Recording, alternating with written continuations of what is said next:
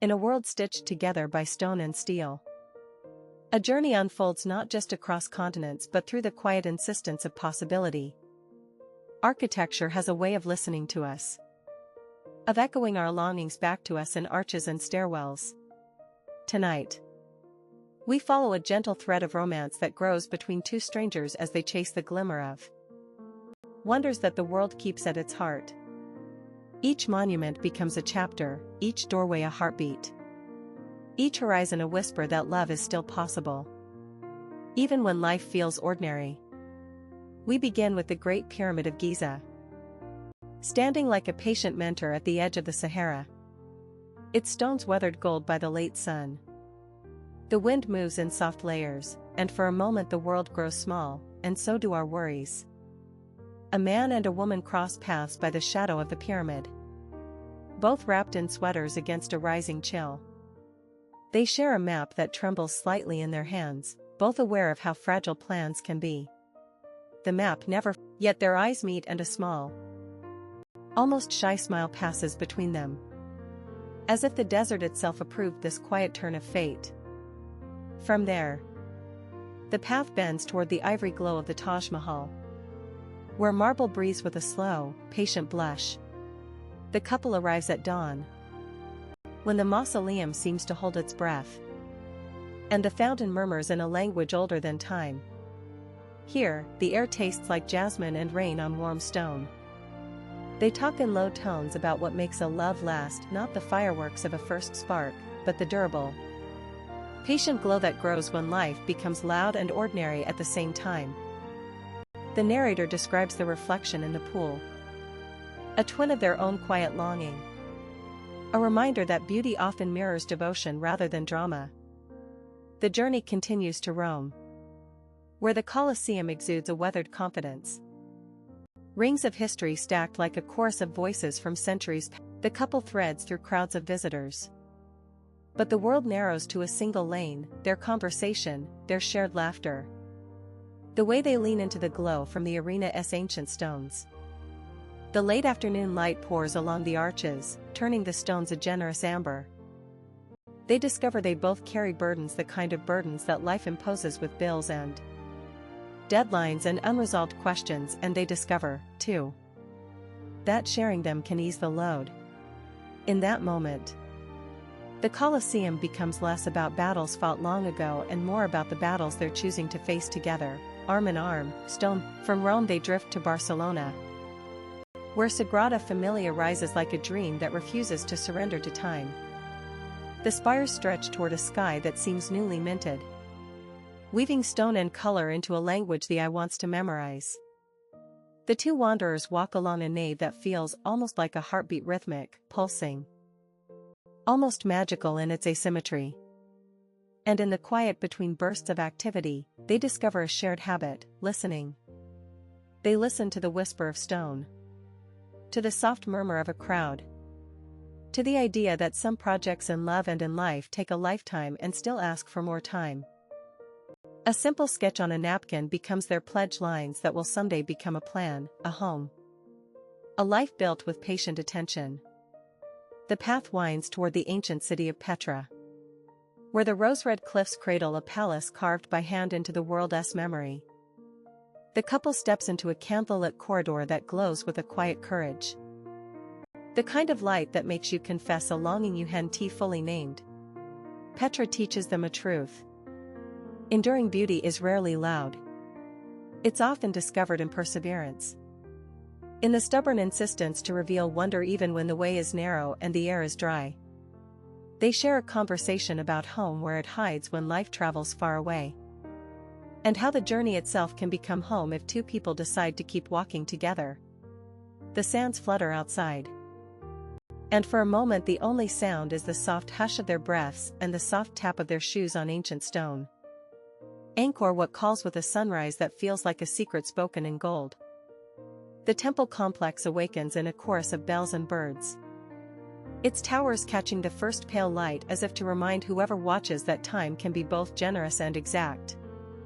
The couple climbs a quiet stair, the air cool on their faces, and they speak of fidelity not merely to another person, but to promises kept to themselves, to remain curious, to choose kindness when the world grows heavy, to let wonder guide every choice.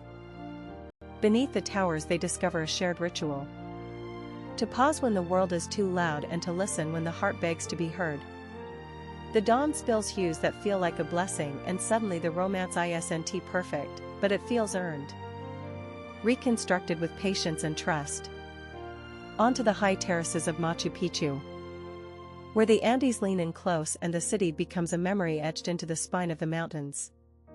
The fog drifts like a veil and the stonework appears to glow with a living warmth, as if the sun itself has decided to lean down and kiss the work of hands long gone. Here, the couple shares a moment that isn't all bright triumph but quiet resilience, the choice to stay, to understand that love, like ancient stones, gains strength when weathered by time. They talk about their own histories, how they've learned to forgive themselves for missteps and to trust the steady rhythm of forward motion. The view unfurls terraces that tumble into clouds, a reminder that the grandest wonders are often the ones that lead us home, not to a destination. A soft shift in tempo brings us to Sydney, where the opera house waits like a sail catching a wind that smells faintly of sea salt and rain. The architecture here feels playful, audacious, and wonderfully human. They stroll along the quay, sharing a joke that starts with a mispronounced landmark and ends with a promise to return to this moment whenever life asks them to navigate a storm. The ocean's music delays the clock and invites them to believe and reprise the chance to re-choose love when it's easy to forget. In a fairy breeze, in the glow of sunset on the water, they realize romance isn't only about passion, it's about partnership, the mutual choice to show up, to help, to listen, to stay. Hagia Sophia in Istanbul rises a grand compass pointing both east and west, a monument of cultures learning to coexist in stone. The couple stands beneath a dome that seems to soften sight and memory at once.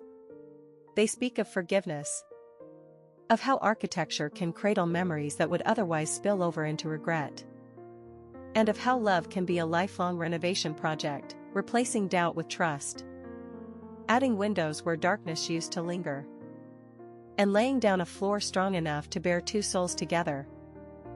The narrator notes the quiet courage it takes to keep choosing each other, to grow not in spite of life's noise but because of it. Near the Bavarian hills stands Neuschwanstein Castle, a fairy tale turned real by stone and story. The couple climbs the hill, hands brushing, the air perfumed with pine and possibility. The castle's towers bloom into a twilight sky, and in that moment, romance grows not from fireworks but from a shared memory of perseverance. They recall the days when plans fell apart, yet here they are, choosing to trust a new design for their future. The castle gives them a map not just to a place, but to a way of loving, patient, imaginative, willing to wait for the moment when two people finally recognize the life they can build together. The journey finishes in the warm, bustling heart of the world's cities and in quieter corners where a building's silhouette against the sky becomes a vow. The storyteller returns to the two travelers as they sit on a bench beneath a lantern-lit street, the day's last light tracing gold along the curves of a familiar city. They speak now not just of monuments but of the life that grows between shared meals, late-night conversations, and the habit of turning toward each other when the world demands attention elsewhere. They have learned that courage isn't only found in grand gestures, but in the daily choosing, to listen, to forgive, to show up, to love well. The architecture around them is a mirror of time, of devotion, of the infinite ways two people can choose to remain curious about each other.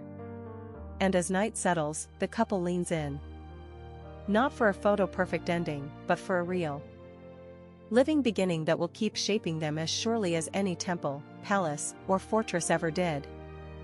If you listen closely, the world's wonders don't just tell us how humans built extraordinary spaces. They tell us how humans can become extraordinary through love. The Taj Mahal's marble memory helps us remember to cherish a partner's quiet, steady presence, The Colosseum's enduring arches remind us that love, like history, survives its own wear and tear. Sagrada Familia's patient ascent teaches that faith in a shared dream can grow over decades. Petra's cliffs whisper that even when the path is narrow, companionship can illuminate the way. Angkor Wat's dawn teaches forgiveness of the past to make room for a bright. Machu Picchu's terraces show that two hearts can rise together, step by careful step. Sydney's sail-shaped roofs invite us to play, to dream. To trust that joy can be designed and built anew.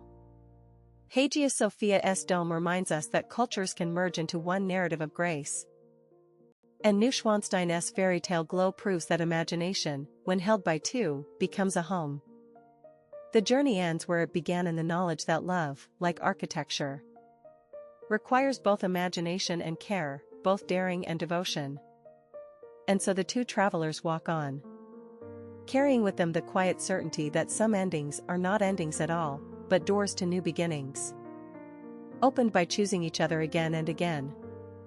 The world remains full of wonders. And in the space between stone and breath, two hearts discover that the most astonishing structure they'll ever visit is the shape of a life they can build together. The romance that began as an intimation in a doorway has grown into a promise, to wander, to wonder, to return, and to stay.